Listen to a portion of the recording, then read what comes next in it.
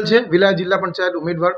આચારસંહિતા લાગુ થયાને આજે 26 કલાક પૂર્ણ થયા છે। 26 કલાક પૂર્ણ થયા પછી આચારસંહિતામાં દરેક ગામે ગામ, દરેક બૂથ પર ચુસ્ત બંદોબસ્ત હોવો જોઈએ અને કદાચ હશે, પણ તો પણ મારી સામેના પક્ષ એટલે કે બીજેપીના ઉમેદવાર દ્વારા અલગ અલગ ટોળકીઓ બનાવી, અલગ અલગ ગાડીઓ બનાવી ગામે ગામ સાડીઓનું વિતરણ, પૈસાનું વિતરણ અને દારૂનું વિતરણ ખુલ્લે આમ ચાલી રહેલું છે। કોઈ જાતની એમને બીક નથી, ધક ધમકી આપી રહ્યા છે અને ખુલ્લેઆમ થઈ રહ્યું છે। એના વિરુદ્ધમાં મારી પાસે દરેક ગામથી, જેવી રીતના કે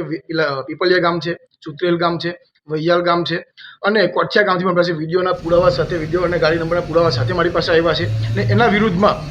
અમે પોલીસ સ્ટેશને આપણે ચૂંટણી અધિકારીશ્રીને અમે